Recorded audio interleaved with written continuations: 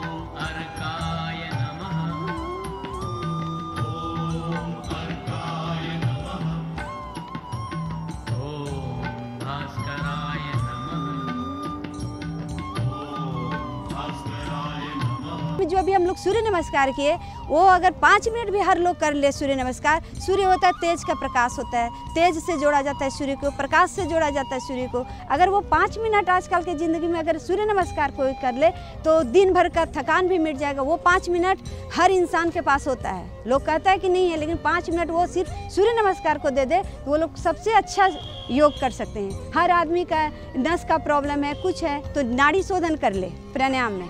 और अगर भ्रामरी करते हैं तो भ्रामरी से मन का शांति मिलता है। अगर वो कोई बच्चा पूरा भटक रहा है, किसी को नींद नहीं आ रहा है, अगर वो जो नींद नहीं आ रहा है अगर भ्रामरी करे 5 मिनट, इसके बाद ओम चंटी करे और इसके बाएं करवट होकर सो जाए, तब देखिएगा उसको नींद भी अच्छी से आएगा। स्वस्थ शरीर में ही स्वस्थ मस्तिष्क वास करता है। दिन भर में कुछ मिनट का योग कई चिंताओं से मुक्ति दिलाता है। न केवल शारीरिक अपितु मानसिक चिंताओं से भी योगासन तथा प्राणायाम तनाव दूर करने का कारगर उपाय है।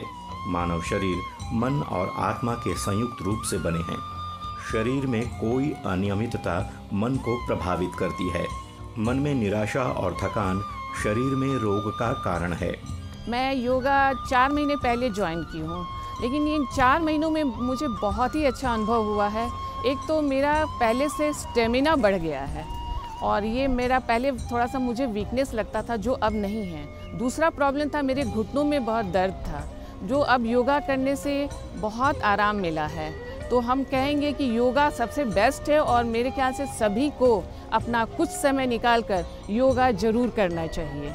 मैं पिछले 4-5 सालों से योगा में जुड़ी हुई हूँ और ये मुझे बहुत अच्छा लगता है। ये मेरे को तो ऐसे कोई बीमारी है नहीं और ये इससे योग से मेरा पूरा बैक पेन वगैरह सब जो भी था वो ठीक हुआ है।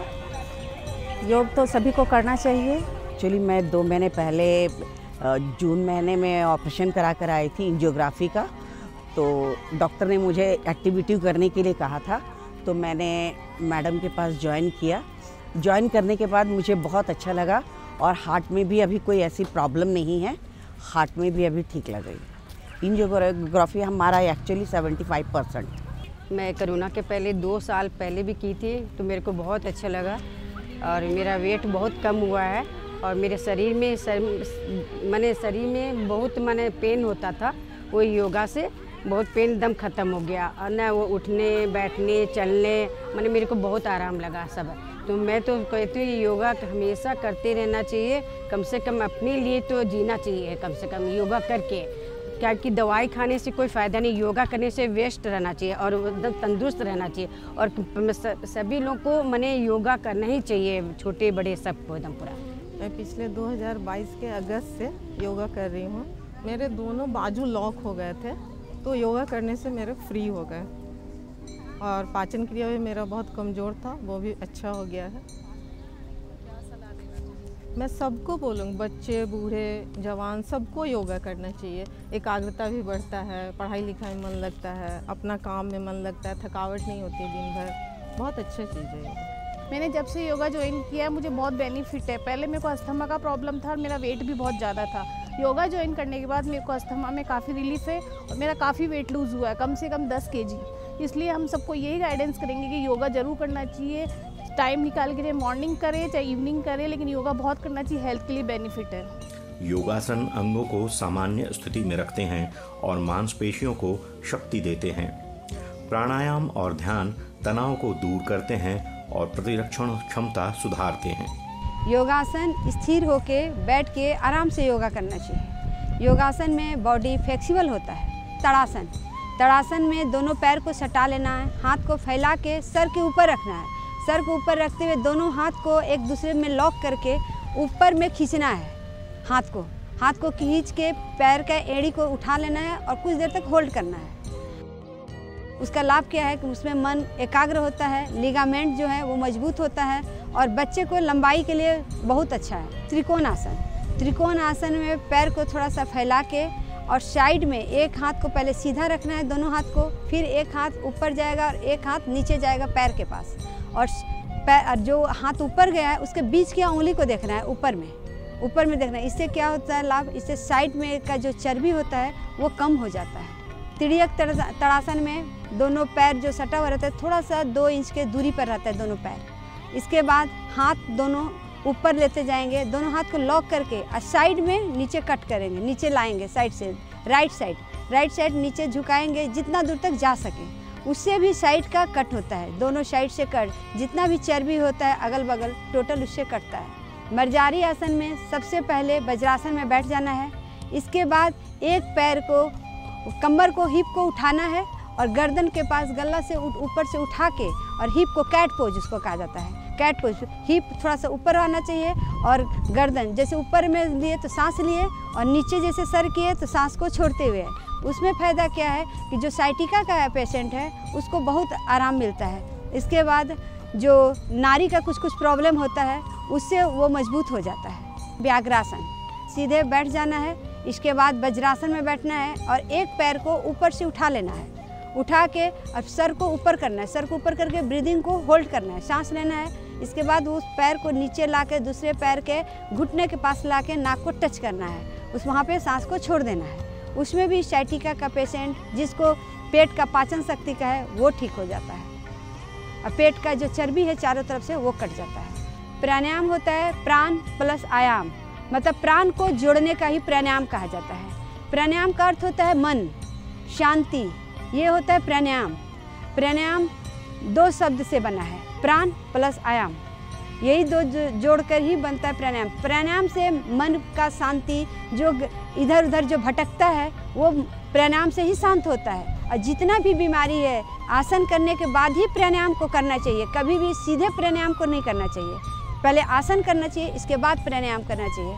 आसन चाहे प्राणायाम कोई भी चीज़ कीजिए सुबह खाली पेट होकर करना चाहिए, कम से कम पेट 4 घंटा खाली होना चाहिए, तभी आसन और प्राणायाम फायदा करेगा, नहीं तो कभी फायदा नहीं कर सकता है। कपालभाति में क्या करना है, सबसे पहले दोनों पैर को दंडासन में बैठे, फिर एक अंगूठा को पकड़ के पद्मासन में किए, फिर दूसरा अंगूठा को लेकर दोनों पैर से किए, फिर पद्मासन में बैठ गए।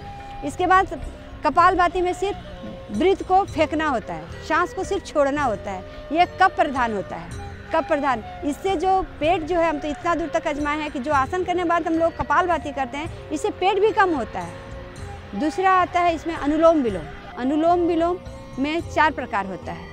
बस एक हम किए, एक तरफ से नाक से सांस लिए, एक तरफ से छोड़े, फिर दूसरे नाक से लिए, फिर छोड़े, फिर एक तरफ से सांस लिए, कुछ देर तक होल्ड किए, जिधर से सांस लिए उधर से ही छोड़े, फिर राइट से लिए तो राइट से छोड़े, और लेफ्ट से लिए तो लेफ्ट से छोड़े। प्राणायाम से, अनुलोम विलोम से फायदा है कि जितना भी नाड़ी है, जितना भी नस का प्रॉब्लम है, जिसको भी जहाँ जहाँ पेन हुआ है, कहीं भी, मेरा भी बहुत जोर से पेन हुआ था एक हाथ में, लेकिन जितना लोग है सर्वाइकल वाला पेशेंट है, सबका अनुलोम विलोम से ही उन लोग को बहुत रिलीफ मिला है। शीतली प्राणायाम, शीतली प्राणायाम में हम लोग वज्रासन में बैठिए, चाहे सुखासन में बैठिए, चाहे पद्मासन में बैठिए, जिसको जैसा सुविधा हो प्राणायाम में अपने इच्छा के अनुसार बैठ जाइए। इसके बाद बैठ के, इसके बाद दोनों जीभ को, यही 2 प्राणायाम है, शीतली और शीतकारी, यही 2 प्राणायाम मुख से सांस लिया जाता है। पहले हम लोग जीभ को निकाले, कौवे के चोंच के अनुसार जीभ को फोल्ड किए, फिर उस जीभ को अंदर किए, इसके बाद धीरे धीरे नासिका छिद्र से हम लोग सांस को छोड़े।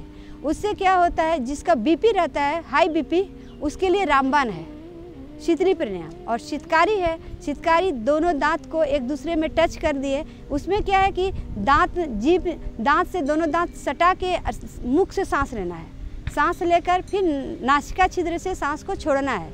इसमें भी है कि इसको करने से, शीतली शीतकारी करने से कामदेव के अनुसार आदमी सुंदर भी हो जाता है, और बीपी के लिए, हाई बीपी के लिए ये दोनों रामबाण है। लेकिन अस्थमा पेशेंट को इसको नहीं करना है, उससे उसको कफ बन जाएगा। ये शीतकारी प्राणायाम, शीतली, ये शीतलता को प्रदान करता है, इसीलिए ये दोनों प्राणायाम नहीं करना है अस्थमा पेशेंट को। भ्रामरी में हम लोग सबसे पहले सुखासन हो, वज्रासन हो, जिसको जैसा सुविधा हो उस हिसाब से बैठ जाना है। इसके बाद दोनों कान को बंद करके आईब्रो सेंटर में दोनों उंगली को रखेंगे। इसके बाद हम लोग सांस लेंगे, सांस लेते हुए थोड़ा देर तक होल्ड करेंगे। इसके बाद हम लोग जीभ को फोल्ड करेंगे, अंदर में जीभ को फोल्ड करेंगे, तभी हम लोग सांस को छोड़ेंगे भौंरे की आवाज़ की तरह। ये हो गया भ्रामरी प्राणायाम। भ्रामरी प्राणायाम मन का एकाग्रता को बढ़ाता है। जिसका मन इधर उधर भटकता है, उसको, जैसे छोटा बच्चा हो चाहे बड़ा हो, जो रात भर सोता नहीं है, उसके लिए भ्रामरी प्राणायाम डेली करना चाहिए, कम से कम आधा घंटा, नहीं तो 10 मिनट पक्का करना चाहिए भ्रामरी। इससे एकाग्रता भी बढ़ता है, नींद भी आती है। ये भ्रामरी प्राणायाम है। योगासन तथा प्राणायाम का सही अभ्यास परम आवश्यक है। इसके गलत अभ्यास से लाभ के स्थान पर हानि होने की संभावना रहती है। विभिन्न परिस्थितियों में, अर्थात अलग अलग शारीरिक दशा वाले व्यक्तियों के लिए किस तरह का योगासन उपयोगी है, इसका निर्णय प्रशिक्षक या गुरु ही भली भांति कर सकते हैं। उचित समय पर उचित स्थान, स्वच्छता, भोजन एवं वस्त्र इत्यादि का निर्णय भी आवश्यक है। तभी हम योगासन और प्राणायाम का उचित लाभ उठा सकते हैं।